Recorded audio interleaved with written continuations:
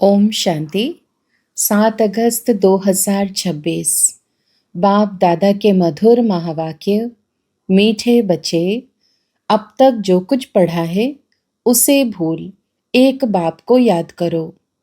प्रश्न: भारत पर सतयुगी स्वराज्य स्थापन करने के लिए कौन सा बल चाहिए? उत्तर: पवित्रता का बल। तुम सर्वशक्तिमान बाप से योग लगाकर पवित्र बनते हो। यह पवित्रता का ही बल है जिससे सतयुगी स्वराज्य की स्थापना होती है। इसमें लड़ाई आदि की कोई बात नहीं। ज्ञान और योग बल ही पावन दुनिया का मालिक बना देता है। इसी बल से एक मत की स्थापना हो जाती है। गीत: आखिर वह दिन आया आज। ओम शांति। बच्चों ने गीत सुना। यह गीत कोई अपना बनाया हुआ नहीं है। जैसे और वेदों शास्त्रों का सार समझाया जा रहा है, वैसे यह भी जो गीत बनाए हैं उनका भी सार समझाते हैं। बच्चे जानते हैं कि खेवैया व बागवान व सद्गति दाता एक ही बाप है। भक्ति करते हैं जीवन मुक्ति के लिए, परंतु जीवन मुक्ति व सद्गति दाता एक भगवान है। उसका अर्थ बच्चे ही समझ सकते हैं, मनुष्य नहीं समझते हैं। सद्गति अर्थात दुख से छुड़ाकर शांति की प्राप्ति कराते हैं। भारतवासी बच्चे जानते हैं कि यहाँ पवित्रता सुख शांति थी, जबकि इन लक्ष्मी नारायण का राज्य था। राधे कृष्ण का राज्य नहीं कह सकते। वास्तव में माताओं की हमजिन्स राधे हैं, उनको जास्ती प्यार करना चाहिए। फिर भी श्री कृष्ण को बहुत प्यार करते हैं, झूले में झुलाते हैं। श्री कृष्ण की जन्माष्टमी भी मनाते हैं, राधे की जयंती नहीं मनाते हैं। वास्तव में मनाना चाहिए दोनों का। समझ तो कुछ है नहीं। उन्हों की जीवन कहानी को तो कोई जानते नहीं। बाप आकर अपनी और सबकी जीवन कहानी सुनाते हैं। मनुष्य कहते भी हैं शिव परमात्मा नमः, परंतु उनकी जीवन कहानी को नहीं जानते। मनुष्य की जीवन कहानी को हिस्ट्री ज्योग्राफी कहा जाता है। दुनिया की हिस्ट्री ज्योग्राफी तो गाई जाती है ना। कितने इलाके पर राज्य करते थे, कितनी जमीन पर राज्य करते थे, कैसे राज्य किया, फिर वह कहाँ गए, यह बातें कोई नहीं जानते। तुम बच्चों को अच्छी रीति समझाया जाता है। रचयिता और रचना की नॉलेज बच्चों को समझाते हैं। तुम बच्चों को मालूम पड़ गया है बरोबर अब कलयुग का अंत है और सतयुग का आदि है। संगम पर ही परमपिता परमात्मा आकर मनुष्य को पतित से पावन देवता बनाते हैं, उत्तम पुरुष अथवा पुरुषोत्तम बनाते हैं। क्योंकि इस समय के मनुष्य उत्तम नहीं है, कनिष्ठ हैं। उत्तम मध्यम कनिष्ठ सतो रजो तमो होते हैं। जो अच्छी तरह ज्ञान सुनेंगे उनको सतोगुणी कहेंगे, जो थोड़ा सुनेंगे उनको रजोगुणी कहेंगे, जो सुनते ही नहीं उनको तमोगुणी कहेंगे। पढ़ाई में भी ऐसे होता है। तुम बच्चों को सतोप्रधान पढ़ाई चाहिए, इसलिए सतोप्रधान लक्ष्मी नारायण बनने का तुमको ज्ञान दिया जाता है। नर से नारायण, नारी से लक्ष्मी बनना है। गीता के लिए भी तुम कहते हो कि यह है सच्ची गीता। तुम लिख भी सकते हो, यह है सच्ची गीता पाठशाला, अर्थात सत्य नारायण बनने की कथा, अथवा सच्ची अमर कथा, सच्ची तीजरी की कथा। चित्र तो सब तुम्हारे पास है, इनमें सारा ज्ञान है। तुम बच्चे अब प्रतिज्ञा करते हो कि हम प्रजापिता ब्रह्मा कुमार कुमारियां भारत को सतोप्रधान स्वर्ग बनाकर छोड़ेंगे। तुमको इत्तला अर्थात खबर करनी है। गांधी जी भी पावन राज्य चाहते थे, तो जरूर अब पतित राज्य है। यह कोई समझ नहीं सकते कि हम खुद पतित हैं। रावण है 5 विकार। कहते हैं राम राज्य चाहिए तो जरूर आसुरी संप्रदाय ठहरे ना, परंतु यह किसकी बुद्धि में नहीं आता है। कितने बड़े बड़े गुरु लोग भी इतना नहीं समझते हैं। तुम बच्चे इत्तला करते हो कि हम श्रीमत पर ब्रह्मा द्वारा 5000 वर्ष पहले माफिक दैवी राज्य स्थापन करेंगे। यह है पुरुषोत्तम संगम युग, जबकि कनिष्ठ पुरुष से सतोप्रधान पुरुषोत्तम बनते हो। मर्यादा पुरुषोत्तम आदि सनातन देवी देवता धर्म ही है। अब एक ही देवी देवता धर्म की स्थापना होती है, फिर दूसरे धर्म होंगे ही नहीं। तुम बच्चे सिद्ध कर समझाते हो कि सतयुग में एक धर्म एक ही राज्य था। भल त्रेता में सूर्यवंशी से बदल चंद्रवंशी में जाते हैं, परंतु होगी एक ही भाषा। अब तो भारत में अनेक भाषाएं हैं। बच्चे जानते हैं कि हमारे राज्य में एक ही भाषा थी। आजकल तो बहुत कुछ देखते रहेंगे। जैसे मुसाफिरी से नजदीक आते जाते हैं अपने देश तरफ, तो खुश होते हैं कि अब अपने घर आ गए, बस अब जाकर मिलेंगे। तुमको भी अपनी राजधानी का साक्षात्कार होता रहेगा, अपने पुरुषार्थ का भी साक्षात्कार होगा। देखेंगे कि बाबा हमको कितना कहते हैं कि पुरुषार्थ करो, नहीं तो हाय हाय करेंगे और पद भी कम हो जाएगा। योग की यात्रा सबको बताते रहो। समझाना तो बहुत सहज है, सीढ़ी कितनी सहज है। जो देरी से आते हैं उनको दिन प्रतिदिन सहज ज्ञान मिलता है। एक हफ्ता समझने से ही सहज समझ जाएंगे। चित्र ऐसे बने हुए हैं जिनमें एक्यूरेट समझानी है। 84 जन्मों का चक्र बिल्कुल ठीक है। यह भारतवासियों के लिए है। तुम बच्चों की बुद्धि में सारा ज्ञान है।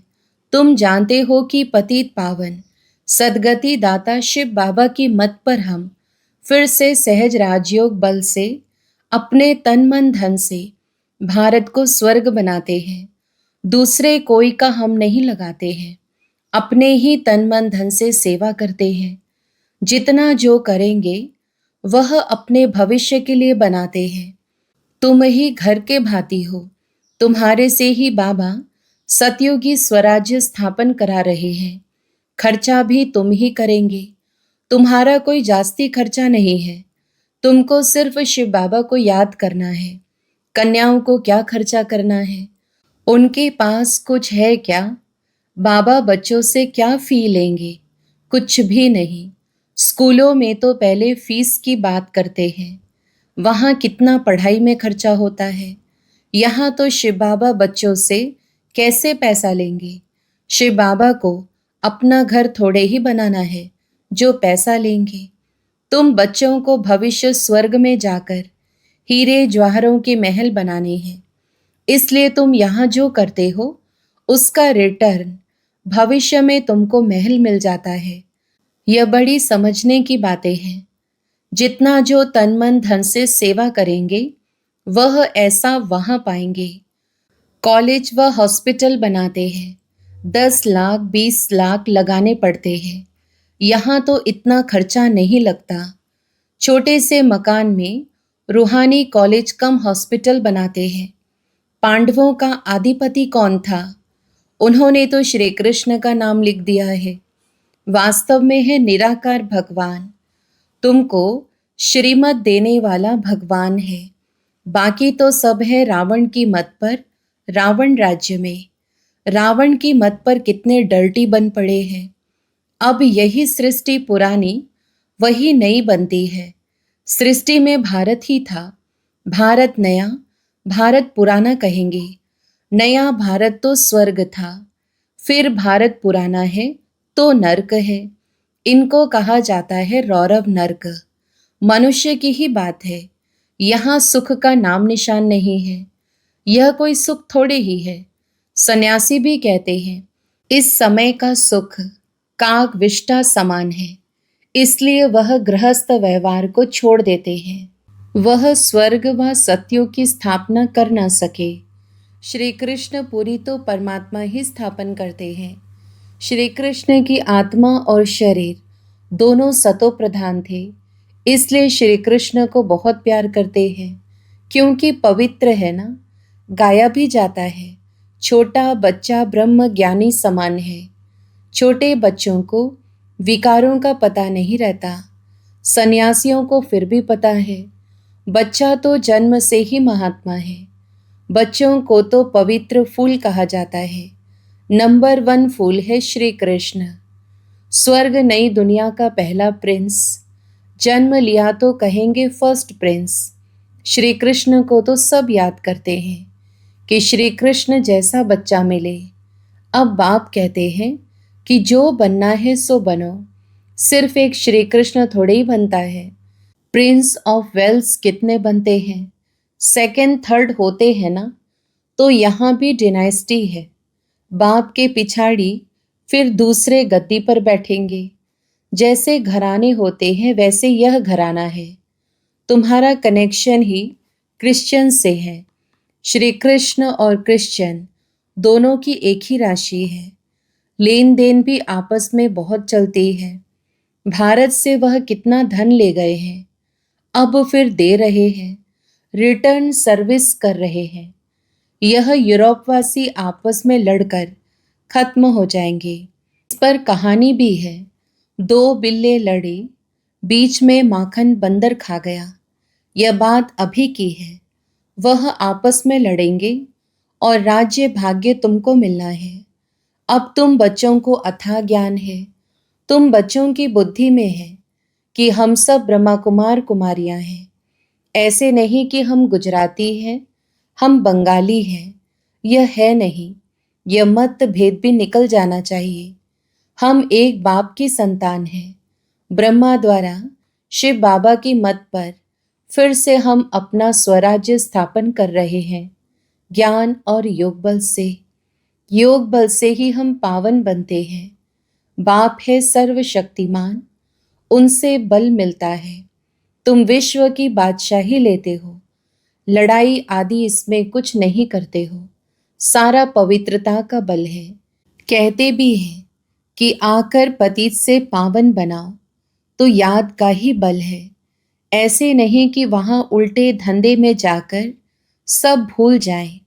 यहाँ सम्मुख तो ज्ञान सागर की लहरें देखते रहते हैं। नदियों में तो वह लहरें नहीं होती हैं। सागर की एक लहर कितना नुकसान कर देती है। जब अर्थक्वेक होगी तो सागर भी उथल खाएंगे। सागर को सुखाकर जमीन ली है। वह जमीन फिर कितने दाम में बेचते हैं तुम जानते हो। यह बॉम्बे ही नहीं रहेगी। आगे यह बॉम्बे थोड़े ही थी। छोटा एक गावड़ा था। यह माताएं तो भोली है। यह इतना लिखी पढ़ी नहीं है। यहाँ तो पढ़ा हुआ सब भूलना है। तुम कुछ नहीं पढ़े हो तो अच्छा है। पढ़े हुए मनुष्य समझने समय कितने प्रश्न करते हैं। यहाँ तो सिर्फ बाप को याद करना है। किसी देहधारी मनुष्य को याद करने की बात नहीं है। महिमा है ही एक बेहद के बाप की। तुम जानते हो कि ऊंचे ते ऊंचा है एक भगवान, फिर सेकंड नंबर में ब्रह्मा। उनसे ऊंचा कोई होता नहीं। इससे बड़ी आसामी कोई नहीं। परंतु चलते देखो कितना साधारण है। कैसे साधारण रीति बच्चों से बैठते हैं, ट्रेन में जाते हैं। कोई क्या जाने कि यह कौन है। भगवान आकर ज्ञान देते हैं। जरूर प्रवेश कर ज्ञान देंगे ना। अगर श्री कृष्ण होता तो भीड़ मच जाती। फिर तो पढ़ा भी ना सके, सिर्फ दर्शन करते रहे। यहाँ तो बाप गुप्त साधारण वेश में बैठ बच्चों को पढ़ाते हैं। तुम हो इनकॉग्निटो सेना। तुम जानते हो कि हम आत्माएं योग बल से फिर से अपना राज्य स्थापन कर रहे हैं। यह पुराना शरीर छोड़ जाए, नया गोरा शरीर धारण करेंगे। अब है आसुरी संप्रदाय, फिर बनेंगे दैवी संप्रदाय। आत्मा कहती है कि हम नई दुनिया में दैवी शरीर धारण कर जाए राज्य करूंगा। आत्मा मेल है, शरीर प्रकृति है। आत्मा सदैव मेल है। बाकी शरीर हिसाब किताब से मेल फीमेल का मिलता है। लेकिन मैं हूं अविनाशी आत्मा। यह चक्र फिरता रहता है। कलयुग का विनाश भी जरूर होगा। विनाश के आसार भी सामने देखते हो। वही महाभारत लड़ाई है तो जरूर भगवान भी होगा। किस रूप में, किस तन में है, वह तुम बच्चों के अलावा किसको पता नहीं। कहते भी है मैं बिल्कुल साधारण तन में आता हूँ, मैं श्री कृष्ण के तन में नहीं आता हूँ। यही पूरे 84 जन्म लेते हैं, मैं इनके बहुत जन्मों के अंत के भी अंत में आता हूँ। 84 जन्म सूर्यवंशी घराने वाले ही लेते हैं, वही पहले नंबर में आएंगे। साकारी झाड़ और निराकारी झाड़ दोनों का तुमको सारा ज्ञान है। मूल वतन से नंबरवार आत्माएं आती हैं। पहले पहले देवी देवता धर्म की आत्माएं आती हैं, फिर नंबरवार और धर्म वाले आते हैं। चित्रों में समझानी तो बड़ी ऊंची है, बच्चों को समझाना है, कुमारियों को खड़ा होना चाहिए। कोई बच्चियां ऐसी ऐसी बातें समझाए तो कमाल है ना। कितना नाम निकालेंगी, लौकिक अलौकिक दोनों नाम बाला करेंगी। अच्छा, मीठे मीठे सिकिलधे बच्चों प्रति माता पिता बाप दादा का याद प्यार और गुड मॉर्निंग। रूहानी बाप की रूहानी बच्चों को नमस्ते। हम रूहानी बच्चों की भी रूहानी माता पिता बाप दादा को याद प्यार, गुड मॉर्निंग और नमस्ते। धारणा के लिए मुख्य सार। पहला, संगम युग पर श्रेष्ठ कर्म करके पुरुषोत्तम बनना है। कोई भी ऐसा कर्म नहीं करना है जो कनिष्ठ बन जाए। दूसरा, गुप्त रूप में बाप का मददगार बन भारत को स्वर्ग बनाने की सेवा करनी है। अपने ही तन मन धन से भारत को स्वर्ग बनाना है। याद और पवित्रता का बल जमा करना है। वरदान, अपनी संपूर्ण स्टेज द्वारा सर्व प्रकार की अधीनता समाप्त करने वाले प्रकृति जीत भव। स्पष्टीकरण, जब आप अपनी संपूर्ण स्टेज पर स्थित होंगे तो प्रकृति पर भी विजय अर्थात अधिकार का अनुभव होगा। संपूर्ण स्टेज में किसी भी प्रकार की अधीनता नहीं रहती है, लेकिन ऐसी संपूर्ण स्टेज बनाने के लिए 3 बातें साथ साथ चाहिए। पहला, रूहानियत, दूसरा, रुहाब और तीसरा, रहम दिल का गुण। जब यह तीनों बातें प्रत्यक्ष रूप में स्थिति में, चेहरे व कर्म में दिखाई दे, तब कहेंगे अधिकारी वह प्रकृति जीत आत्मा। स्लोगन, श्रीमत की लगाम मजबूत है तो मन रूपी घोड़ा भाग नहीं सकता। अव्यक्त इशारे, अपवित्रता के बीज को भी समाप्त कर संपूर्ण स्वच्छ अर्थात पवित्र बनो। अगर कोई भी अपवित्रता वृत्ति, स्मृति व संकल्प में है तो ब्राह्मणपन की स्थिति में स्थित नहीं हो सकते। इसलिए कदम कदम पर सावधान रहो। विशेषताओं के साथ अगर कोई एक भी कमजोरी है तो एक कमजोरी अनेक विशेषताओं को समाप्त कर देती है। अच्छा, ओम शांति।